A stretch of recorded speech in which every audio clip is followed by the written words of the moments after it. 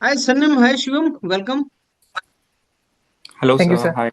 Hello. Thank you, sir. Okay, so Sanam, it is gonna be wonderful interactive session today. Sanam, students are already aware about you. You keep on having sessions with me, informative sessions for students back home. You are presently in Denmark pursuing your PhD, Sanam. Your background is computer science, and Shivam, you are electronic engineer in graduation, and then you shifted over to computer science, and now you are working in remote sensing, and you are in Sweden presently. So I'm very sure students back Yeah. home in India, they actually those who aspire to join universities abroad for very good career, they will get immensely benefited by our interaction today. And especially because when we think of going abroad, then there are very good opportunities in Scandinavian countries and some European countries. You are in Denmark, you are in Sweden. These are wonderful destinations for Indian students, and we'll keep our interaction in that direction today. So, Shivam, my interaction points will be very, very straight, and they Yes. will be the points which will come directly from so many students because, as you know, I keep on interacting with them. So my interaction points will be Yeah. very, Yeah. very straight. And I was listening to you. You were talking about a salary and less expenses in that part of Sweden where you are staying presently. So, Shivam, Yes. students when they join PhD programs from India to universities abroad, I tell you honestly, one Mhm. thing is in their mind that is like how much we can save because there are so many of my students who actually want to send Mhm. back money home because the situation in India. Sometime you are supposed to support your family, especially after master's program when you join the Mhm. PhD, and it is 3 years program to my understanding, and it is a job there in Sweden. So I would like to ask you is like. Mhm. Do you see some advantage in studying in universities in places like where you are presently in Sweden, where you can get a Mhm. good salary, but your expenses will not be that much? How do you see this entire thing for students in India? Uh, First of all, I will give this in relation to the place where I'm living in Umeå. Yeah. And also, I will give us comparison of this place with certain other places which are located in like metropolitan cities like your Stockholm and Gothenburg. Mm, So overall, the best thing about PhD here in Sweden is that you're treated as a employee. So all the benefits that are extended to normal employee, you as a PhD student also are entitled to all those benefits. And like the place where I come from, Umeå, this is a very small town, very close to nature. So I personally kind of like this town. I mean, it's a very small town, but a lot of good things to see. And comparing about the cost, so generally, if I give you an example of the housing here is comparatively like 30 to 40% compare to the same sort of like say if there is a 20-meter square room mm, or student apartment, so mm, it will be like 30% to 40% cheaper to the same apartment that we'll get in like Gothenburg or Stockholm or Uppsala. mm, So this mm, is one of the thing. mm, And moreover, I guess these expenses varies from city to city. mm, And yeah, like if your college is located in some uh, area like mine, so you have this extra leverage of saving some extra more money in comparison to if you're mm, living in the mm, Gothenburg. mm. Okay, so Shivam, I'll ask you a very straight question. Monthly, on an average, Hmm. saving in Indian rupees in PhD. So I think it also depends, it varies from student to student, but more or less, if you spend well, then I think you can easily save more than I think 1 lakh, I guess. Okay, so 1 lakh in Indian 90 to rupees you can save. 90,000 till 1 lakh. Mm, So mm, like the salary which I get is because you even pay taxes. So you get close to 188 to 190,000. mm, And then there are certain other expenses. So I think you can easily save 1 lakh. mm. So I believe it is more Mhm. saving compared to other parts of the world. I think this is one of the very good Yeah. savings. You get it in Yeah, Sweden.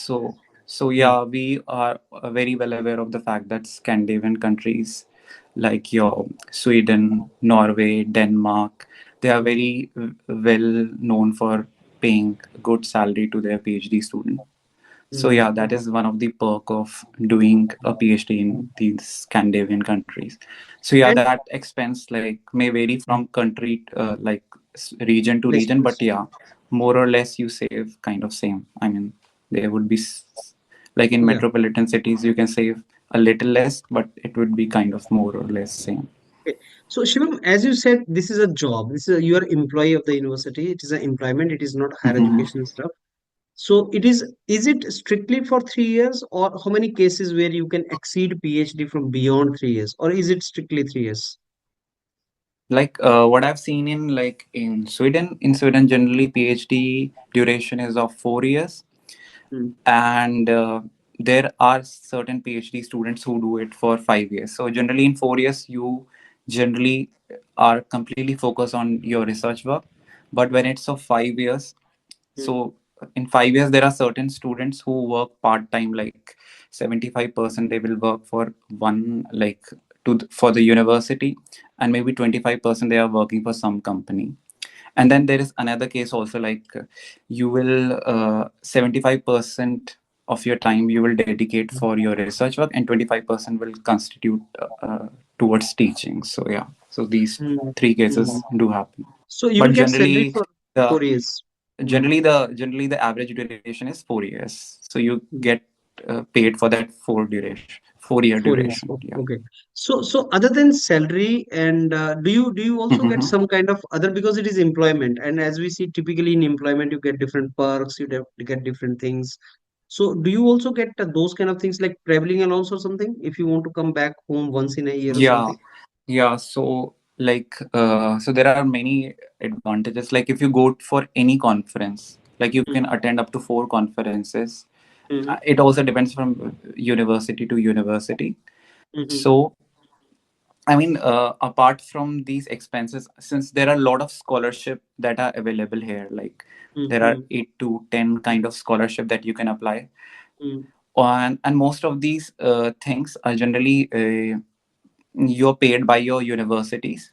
And then mhm, there are also like if you're going for certain conferences, mhm, so you generally apply to these different scholarships that are available.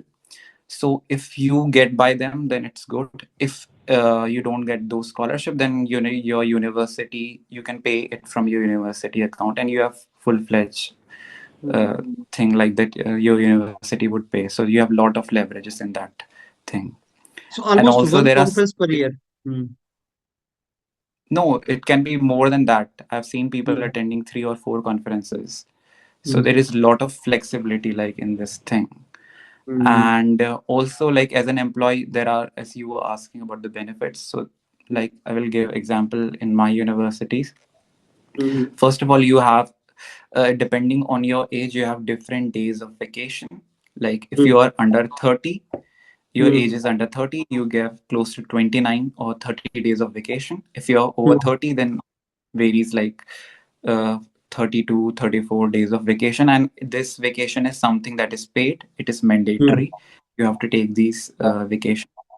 mm, Then you get certain health benefits, like you get mm, close to 2000 mm, SEK, which is mm, close to like mm, every mm, year you can reimburse it. mm, mm, And like in the Sweden, the health facilities is almost free. So if you get mm, mm. into the hospital, then all the bills would be covered by the government. Okay. Now, Shivam, coming to your doing this course in these kind of universities, which are, I must say, a little away from big cities. Do you end up losing something in that? Do you lose No, something in that? exactly No. not. Mm, Exactly not. The thing is, you see that these universities, the one of the most important, beautiful thing about these universities is the most of the project they run with the collaboration. So in just mm, my case, like my supervisor, he has collaboration with so many different people. So like So with this collaboration, the thing is that you get to interact with so many different people. Like in my project, I'm working with people Mm, who are from Brazil. mm, Then I'm working with the people from the Chalmers University. I'm working from people from the UMU University. So this so happens like there is cross collaboration with different mm, people. You get to visit places, and mm, even if your PhD requires that you need to take certain courses from other universities, mm, then your supervisor and other people will encourage you to go there and take, and you don't need to think about the cost because everything is, you know, taken care by the project itself. So you don't lose on that part. I mean, you get mm, uh, these opportunities to visit different places. Even if there are certain summer schools, you can go to those summer schools. So mm, yeah, mm. I don't think Okay. you don't lose anything on that part. Okay, okay, Shivam, you people are already aware about the PhD courses in India also Hmm. when we do. I mean, we have fantastic professors, very good facilities and Yeah. everything.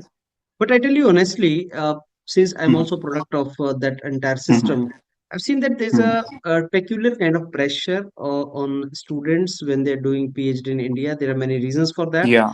The Yeah. reasons is obviously the kind of facilities, Hmm. research facilities. Sometime you do not get the kind of conferences you were saying. Okay, we'll get Yeah. Yeah. typically you get one or two international conference back Yeah. home, Yeah. I know that. Yeah. and Yes. also there's a typical thing which is called work-life balance. In my case also, and Hmm. my many of my students now, Hmm. when this log weekends in the labs, I mean, people put a lot of Hmm. effort back home in India. So I would like to Hmm. ask you, how do you define work-life balance of a PhD student in Sweden? Yeah, I mean, before coming to Scandinavia, like in Sweden, I have heard of the work-life balance. And when I eventually started doing my PhD, so I got to experience that work culture. So, I mean, it was completely surprising for me because you see people here do, I mean, first of all, they are very much concerned about your concerned about the work culture, the work ethics. Mm, So, I mean, you won't get any sort of pressure, and the people are very friendly, like my mm, supervision team. So, they kind of are always available to listen to your problems, and mm, the work environment is really, really good. So, mm, also, like during the PhD journey, as I don't know it much, but like you have a lot of flexibilities in term of a working culture. Like mm, you can plan your day accordingly. Like some people mm, come early mm, and then leave early mm, also, and mm, there is a lot of flexibility. Like there's not a pattern like you have to come under, you have to work in this sort of specific hours. So, I mm, mean, work culture is something which definitely, if any person is coming to Scandinavia or to Europe, is mm, something that you will experience. And it is quite a very different thing, mm. especially for an Indian when he comes here in Sweden. Wonderful. Shivam, you are presently in one of the universities in Sweden, and that is not in the main Yeah. city. I would like to ask Mhm. you, how many really good such universities are there, roughly, if you can number, give us the number in Sweden? Generally, there are, I guess, close to like 10 to 12 good universities here. Okay. Mm. There Yeah, are good like opportunities for my Indian university students. only has 3 or 4 campuses. Like Okay. my main campus is in Uppsala. Then there Mm. is this campus in Ultuna, then Olnap, Mm. and then in Umeå. I believe there is another university in Uppsala also. Am I right? Yeah, Uppsala University, Uppsala you mean. University is also there. Okay. Mm. Like there is Shivam, Uppsala University, Gothenburg University, Gothenburg University, Chalmers yeah. University, Yes. Malmo University. Mm. Okay. So yeah. So can you tell me the typical credentials required now when the students are listening to you? They will Mhm. start analyzing whether what are the credentials required so we land up ourselves in these kind of universities. So can you typically tell the credentials for students who are doing their masters or who have completed their masters? What are the credentials required to land up in such universities? Um, I think that varies from maybe subject to subject, but one of the most important thing that these professors, when they do write these project funds, so one of the most important thing they look out is that whether the person uh, uh, has done some good work in that area, and mm, it should, if you like, if you have publications, then you can definitely get an edge. But mm, even if you have done a very good project in your mm, masters related to mm, that field, mm, mm, mm, so that is something that will aid when you go for an interview or when you mm, give that mm, interview. So mm, basically, for a good credentials, basically you should have done a good work during your masters, and mm, it should be something related with that area. I mean, it should not be like completely related. If it's good, like if you're working, but maybe it should be like in a close relationship mm. to the project that you're applying for. Mm. So suppose some individual has done graduation and he has not done very good research work in graduation. Now he's into job, he's doing job and he wants to pursue, maybe masters in the field in which he's doing job. So whatever he does in Mhm. the job and if it is relevant, does that give the same kind of Yeah, yeah, uh, yeah. mm, Because I've seen people like who had no research. I mean, they were working in that technology and they directly came from the industry. Because mm, in Sweden, like the people who do here PhD, generally the averages age, like the people who are doing PhD is like close to 29, 30. mm, So you see, most of the people have either worked in the industries, mm, and so after working in the industry they do their PhD. So it is not the case that you need very good publications always. I mean, if you have publications, it will definitely help you. But mm, even if you have a background and mm, in that field, like if you're looking for machine learning and you have worked with certain applications of machine learning, you have background and you can show your interest in your CV or your applications. So that will definitely aid. I mean, mm, even if you have like background in IT or related mm, technologies, so it will mm. definitely. What are the typical exams they need to qualify? Like we hear exams like IELTS, TOEFL, GRE. Are they required there? Also, I think it depends on university to universities. When I did applied here, since I have a few publications, so I think for me these exams were not required. But then Not even there are IELTS. certain universities, like if you have had these exam, then Mm, it will kind of help you. Like it mm. will So aid even in IELTS, your. IELTS and TOEFL is not required.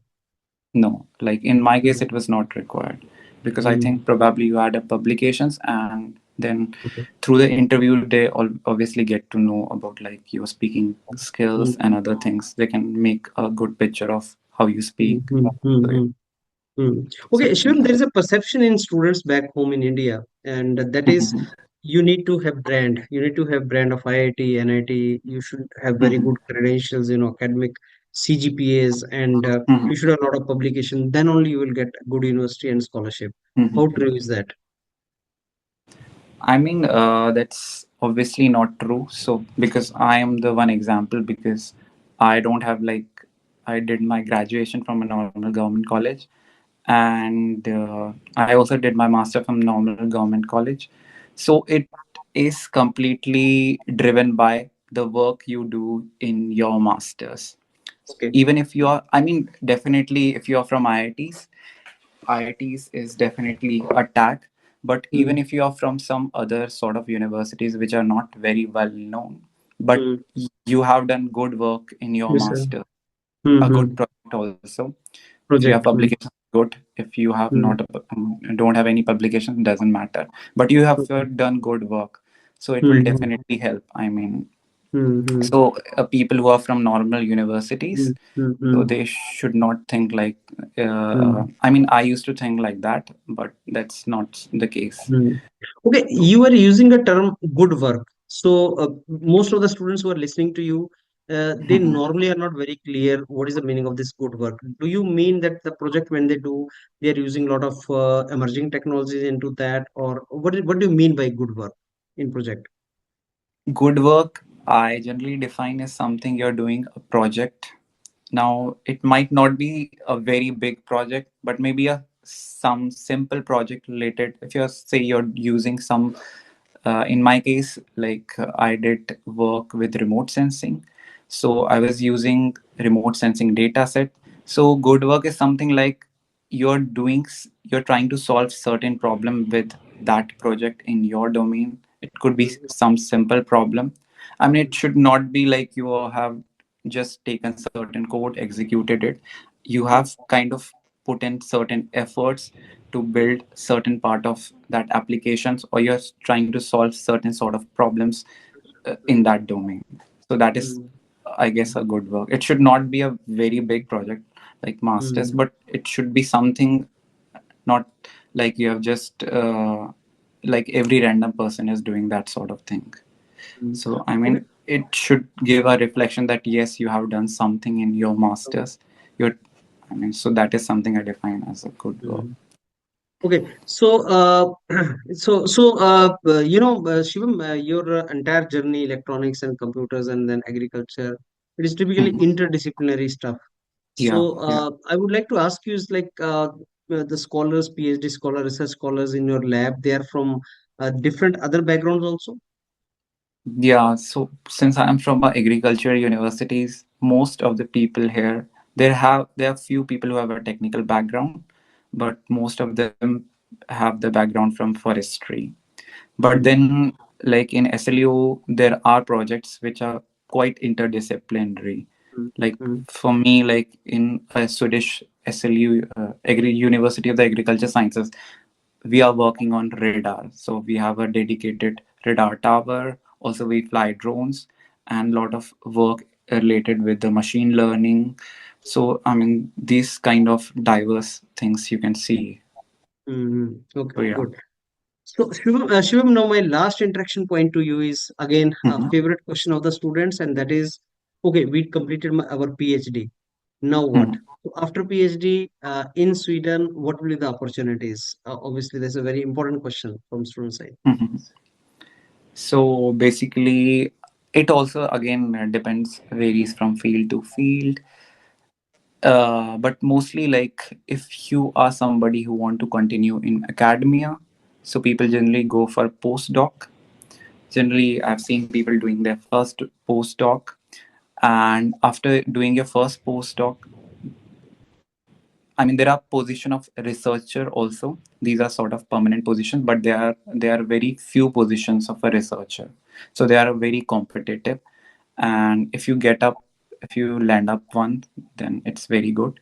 But then people go for postdoc, and some people do their first postdoc, then second postdoc, and they also try to look for other opportunities. S- So yeah, I mean there are lecturer position also where you have to teach. Then there are positions where you're completely dedicated towards research. So you Mhm. start as a researcher, then move to associate professor, then professor.